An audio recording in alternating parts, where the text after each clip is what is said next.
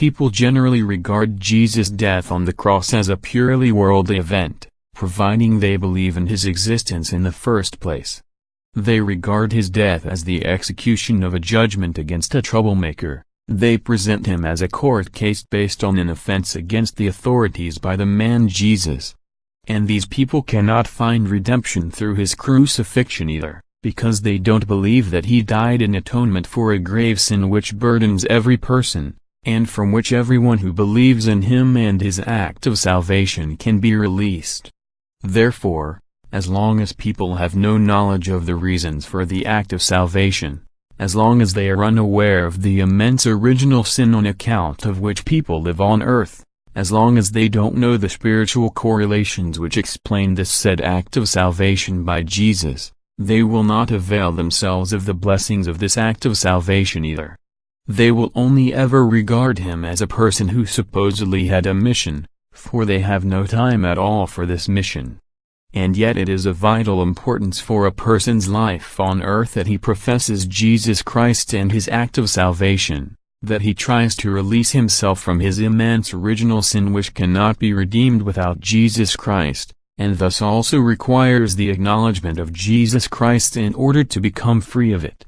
And precisely the importance of it, the great significance of acknowledging Jesus as Son of God and Redeemer of the world, should make you understand why I keep enlightening you about it. This alone should explain my remarkable activity of conveying the truth from above to earth, for no historical evidence can be produced for the sequence of the crucifixion as well as for all accompanying circumstances. For Jesus' way of life on earth and his countless miracles, which any person will deny who has no knowledge of the power of the Spirit, of the power of love. People believe mere traditions which were passed on from generation to generation, which cannot be reinforced through evidence and which therefore might just as well be consigned to the realm of fantasy. But time and again people must be informed of the fact that Jesus Christ is their only salvation if they want to enter the realm of blissful happiness after their body's death. They must be informed of the fact that they do not cease to exist when their body dies and that their state afterwards depends on their attitude towards Jesus Christ and his act of salvation. Faith in him is so important that everything needs to be done to make it easy for people to gain this faith. And the quickest possible way is through a truthful portrayal of his life on earth, through clarification about his mission which was not based on earthly but instead on spiritual reasons. This also requires the truthful passing on of knowledge which explains everything that preceded Jesus' act of salvation. Anyone who can be introduced to this knowledge on account of his own willingness to know the truth, will no longer doubt the extremely important mission of Jesus, the human being, and acknowledge him and his act of salvation as well as profess him to his fellow men. Admittedly, none of this knowledge can be proven to him in an earthly way. But if he accepts the teachings through the Spirit he will not doubt them, he will believe them with conviction, even without evidence, and advocate the truth of it himself. Every person's life on earth is in vain if he does not find Jesus Christ and take the path to the cross.